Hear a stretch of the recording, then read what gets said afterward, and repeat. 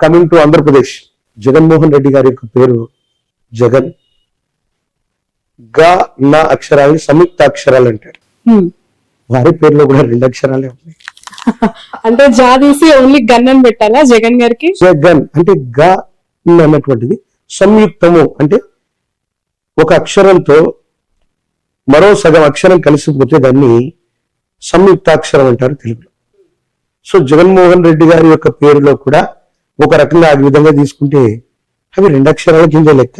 రాబోయేటువంటి శాసనసభ ఎన్నికల్లో ఆంధ్రప్రదేశ్కు సంబంధించినటువంటి ఎలక్షన్స్ లో వై నాట్ 175 అని జగన్మోహన్ రెడ్డి గారు ముందుకెళ్తూ ఉండొచ్చు దాకా. కానీ మనం శోభకృతనామ సంవత్సరంలో ఉన్నాం.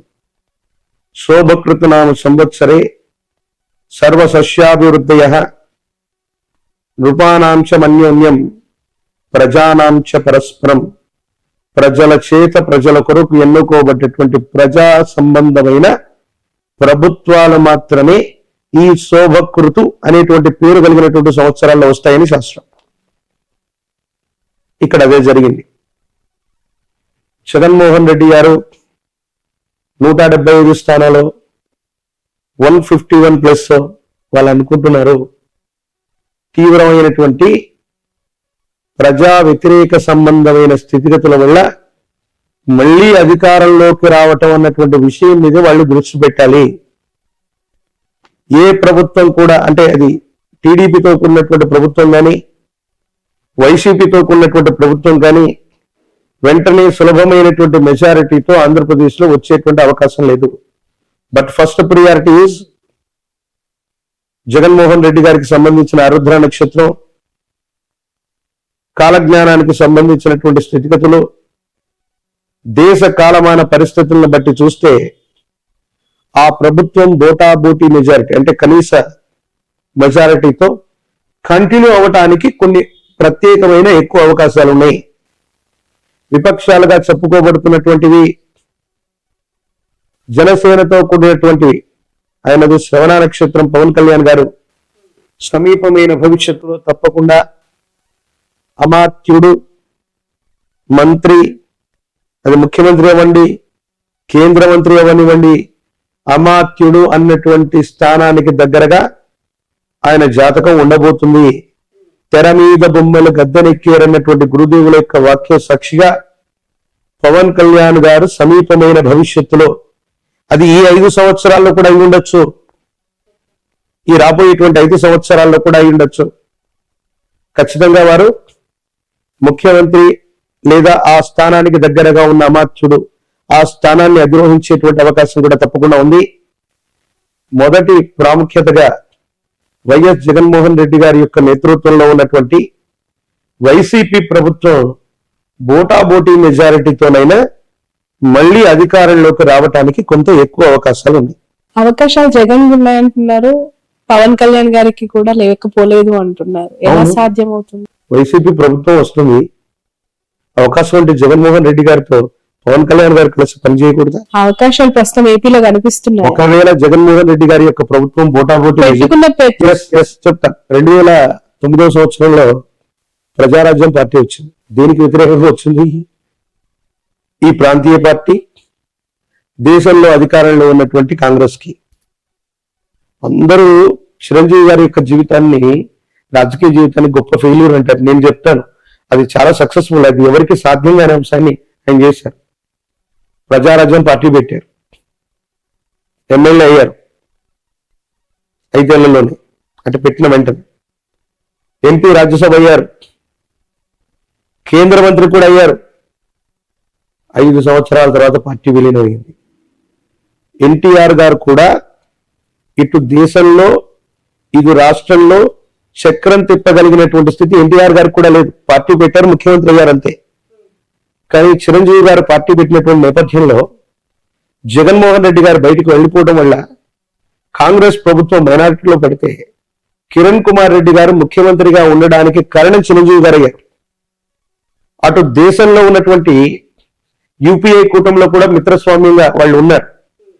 అటు దేశంలో రాష్ట్రంలో 2 గవర్నమెంట్ లో పనిచేసి 5 సంవత్సరాల తర్వాత వాళ్ళు విలీనం అయిపోయారు కాంగ్రెస్ లో.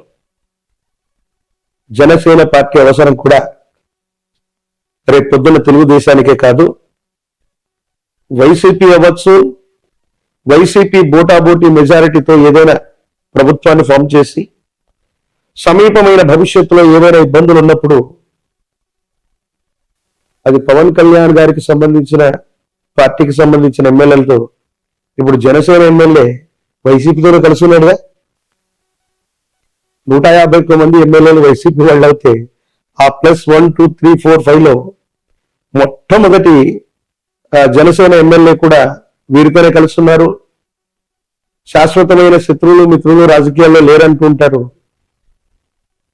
ఈసారి వైసీపీ ప్రభుత్వం ఒకవేళ వ్యవస్థీకృతమై గవర్నమెంట్ ని ఫామ్ చేసిన 5 సంవత్సరాల్లోపు ఏదైనా అస్థిరమైనటువంటి ప్రభుత్వం ఏర్పడితే పవన్ కళ్యాణ్ గారి యొక్క నేతృత్వంలోని జనసేన కూడా భాగస్వామ్యం అవ్వచ్చు, లేదా వీటన్నిటికీ కూడా సమీప భవిష్యత్తులో ఆల్టర్నేట్ గా ఉండి జనసేన సొంతంగా అవకాశం, అంటే మళ్ళీ రాబోయే 5 సంవత్సరాల అటు ఇటుగా సొంతంగా వాళ్ళుగా ప్రభుత్వాన్ని ఏర్పాటు చేయగలిగిన స్థితి కూడా ఖచ్చితంగా ఉంది.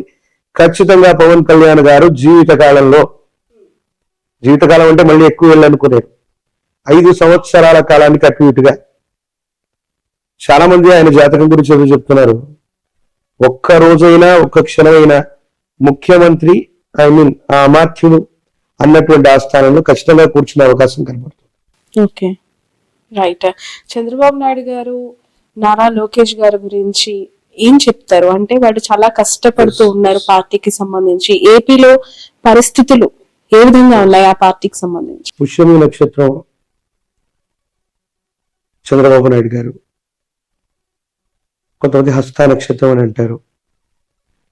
వారి జన్మజాతకాన్ని అనుసరించి ఒకవేళ నా ప్రశ్నాశాస్త్రాన్ని అనుసరించి చూస్తే 2 సంవత్సరాల క్రితం చెప్పాను, 2023లో ఇబ్బందికరమైనటువంటి స్థితిగతులు, ఆరోగ్యపరమైనటువంటి అంశాలు, ఇబ్బందులు. ఆయన యొక్క జన్మజాతకంలో కేతు సంబంధమైనటువంటి స్థితిగతి అధికంగా ఉండటం వల్ల కొన్ని ఇబ్బందులు, సమస్యలు, ప్రతిబంధకాలు ఇప్పుడు ఆయన జాతకంలో జరుగుతున్నాయి. కానీ నారా లోకేష్ గారి యొక్క జాతకం మాత్రం బాగుంది. చంద్రబాబు నాయుడు గారి యొక్క జాతకంలో మనం ఇందాక అనుకున్నాం, మారక దశలు, ద్వితీయ సప్తమ స్థానంలో ఉన్నటువంటి గ్రహాలు వాటి యొక్క దశలు వచ్చినప్పుడు మనిషికి మరణ సమానమైనటువంటి కష్టం వస్తుంది. వారి యొక్క జాతకాన్ని నేను అనాలిసిస్ చేస్తే 2002, 2004 మధ్యలో సప్తమ స్థానానికి సంబంధించి శనికి సంబంధించినటువంటి దశ జరిగింది, అంతర్దశ. అలిపిరి ఘాట్లో ఓ పెద్ద ప్రమాదం సంభవించింది. అప్పుడు ఆయన ముఖ్యమంత్రిగా ఉన్నారు, మన ఉభయ ఆంధ్రప్రదేశ్కి ముఖ్యమంత్రిగా ఉన్నారు. అప్పుడు వెంటనే వారు బై ఎలక్షన్స్కి వెంటనే వెళ్ళిపోవడం, ముందస్తు ఎన్నికలకు వెళ్ళిపోవటం, రిజైన్ చేయటం. ప్రాణం మాత్రం కాపాడుకోగలిగారు, పదవి పోయింది. 10 ఏళ్ల వరకే మళ్ళీ ఆయన అధికారంలోకి రాలేదు. మళ్ళీ కమింగ్ టు ద్వితీయ సప్తమ స్థానాలకు సంబంధించిన స్థితిగతుల్లో అలాంటి అంతర్దశలు 2023లో మొదలయ్యాయి. కొన్ని చిన్న చిన్న ఇబ్బందులు, వెంటనే అధికారంలోకి రావటానికి ఆయన మేధస్సు, శరీరం, ఆరోగ్యం సహకరించలేకపోవటం. 2028, నేను మళ్ళీ చెప్తున్నాను, 2028వ సంవత్సరం ప్రారంభానికి అటు ఇటుగా మాన్య శ్రీ మాజీ ముఖ్యమంత్రి వర్యులు శ్రీ నారా చంద్రబాబు నాయుడు గారి యొక్క జాతకంలో ఇబ్బంది కలిగించేటువంటి దశలున్నాయి. ఆరోగ్యపరంగా కానీ, మరణ సమానమైనటువంటి కష్టాలు కానీ, తీవ్రమైనటువంటి ఇబ్బంది కలిగించేటువంటి గ్రహగతులు 2028 ప్రారంభంలో ఆయనకు సంబంధించిన వ్యక్తిగతమైనటువంటి జాతకం, నాకు తెలిసినటువంటి ప్రశ్నాశాస్త్రాన్ని సంయుక్తం చేసుకుంటే ఇప్పటికే ఆయనకు సంబంధించిన కొన్ని విషయాల్ని భవిష్యత్తుకు సంబంధించి నేను ప్రెడిక్ట్ చేసి చెప్పడం జరిగింది. మళ్ళీ కూడా చెప్తున్నాను, ఈ ఉభయ తెలుగు రాష్ట్రాల్లో, ఈ హైదరాబాద్ లో సైబరాబాద్ సిటీ ఉంది అంటే, అత్యాధునిక సాంకేతిక పరిజ్ఞానం మన భాగ్యనగరంలో ఉంది అంటే ఒక గొప్ప అడ్మినిస్ట్రేటర్. ఆంధ్రప్రదేశ్ రాష్ట్రంలో అమరావతి రావాలన్నా, దేశం మొత్తం గర్వించదగినటువంటి రాజధాని నగరం ఉండాలన్నా అలాంటి గొప్ప వ్యక్తి అధికారంలోకి రావాలి. కానీ వారికి సంబంధించినటువంటి వ్యక్తిగతమైనటువంటి జాతకంలో ఉన్న ఇబ్బందులు, గోచార పరిస్థితులు, కొన్ని ఇతర కారణాలు, దేశ కాలమాన పరిస్థితులను బట్టి విశేషవంతమైనటువంటి జనాకర్షణ కలిగి ఉన్నా కూడా చివరి నిమిషంలో ఏదైనా ఇబ్బంది కలిగే అవకాశం ఉంది. అలాంటి వ్యక్తి అధికారంలోకి రావాలని మనమందరం కూడా సామాన్యమైనటువంటి ప్రజానికంగా మనం కోరుకోవాలి తప్ప వారి జాతకాన్ని అనుసరించి చూస్తే మాత్రం కొంచెం ఇబ్బంది ఉంది. ఇక లోకేష్ గారు వారి యొక్క జన్మ నక్షత్రాన్ని, జన్మరాశిని, గోచార పరిస్థితుల్ని అనుసరించి చూస్తే మాత్రం చంద్రబాబు నాయుడు గారి యొక్క భవిష్యత్ రాజకీయాలకు ఖచ్చితంగా వారసులవుతారు. ఈ 5 ఏళ్లలోనే ఒక అస్థిరమైనటువంటి ప్రభుత్వం ఏర్పడితే గనక సమర్థవంతంగా ఆ దేశ రాష్ట్ర పరిస్థితులన్నింటినీ కూడా హ్యాండిల్ చేయగలుగుతారు. పార్టీ మొత్తాన్ని కూడా అధ్యక్ష స్థానంలో ఉండి నడిపించగలిగినటువంటి సమర్థతే కాదు, వారి తండ్రి గారికి సంబంధించినటువంటి యోగాలు నాటిది భవిష్యత్తులో ఉన్నాయి. ఇప్పటికిప్పుడు ముఖ్యమంత్రి అవుతారని చెప్పారు. Okay, right. జూనియర్ ఎన్టీఆర్ కి సంబంధించి చాలా వార్తలు వస్తూ ఉంటాయి కదా, మీ ప్రెడిక్షన్స్ ఏంటి? అంటే జూనియర్ ఎన్టీఆర్ గారు వస్తే టీడీపీకి పునర్వైభవం వస్తుందని, ఆయన రావాలని, రాకూడదని రకరకాల మాటలు వినిపిస్తూ ఉంటాయి. మీరేం చెప్తూ ఉంటారు? ఎన్టీఆర్ గారి తర్వాత ఆ ముఖ కవలికలు, ఆ మాట్లాడేటువంటి ఆ వక్తృత్వ భావన, ఆ శైలి చూస్తే ఎవరికైనా పెద్ద ఆయన చూసినటువంటి అనుభూతి అనేటువంటిది కలుగుతుంది. వారు రావటం వల్ల టీడీపీకి అనేటువంటిది మేలైతే ఖచ్చితంగా జరిగి ఉండేది, జరిగేది. కానీ కేవలం జూనియర్ ఎన్టీఆర్ గారి వాళ్ళ మాత్రమే, అంటే ఆయన మాత్రం వస్తేనే టీడీపీ అధికారంలోకి వస్తుంది అన్నటువంటి మాట మాత్రం దాన్ని నేను ఒప్పుకోను.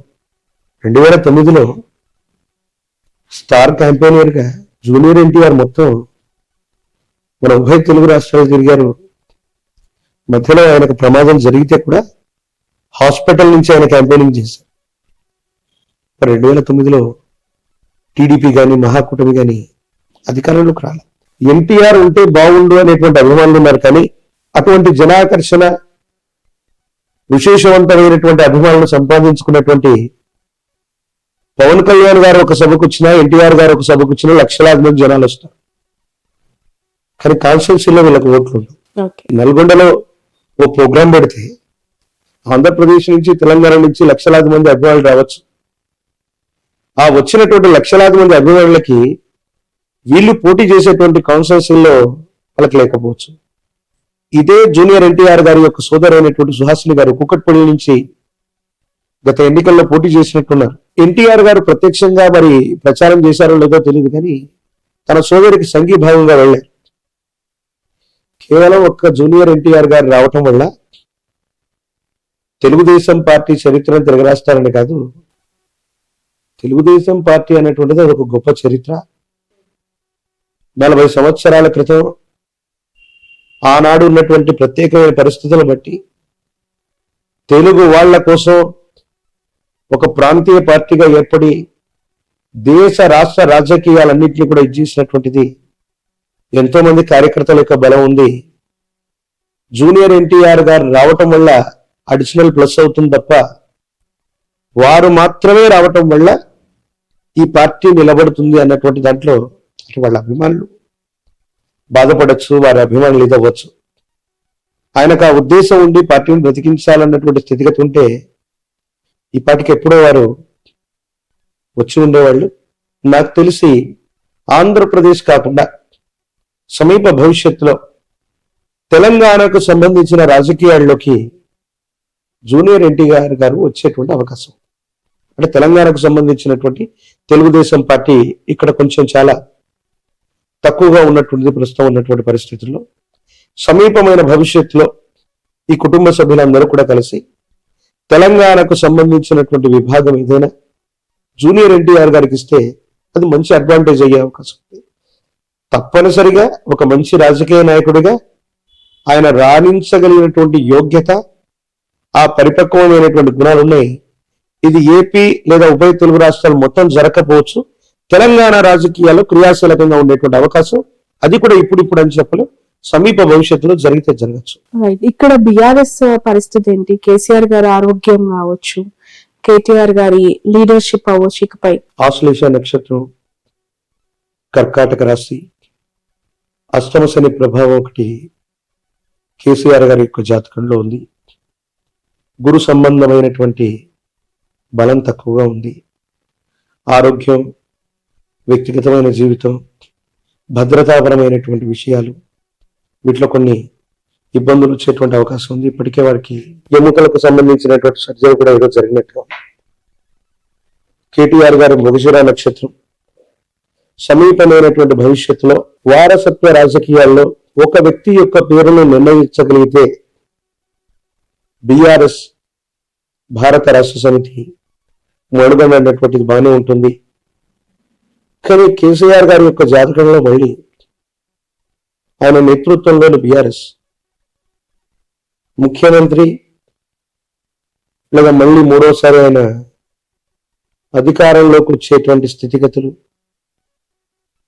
ఆయన జాతకంలో ఖచ్చితంగా మళ్ళీ అవకాశాలు ఉన్నాయి. అంటే వచ్చే 5 ఏళ్ళలో అని చెప్పలేం.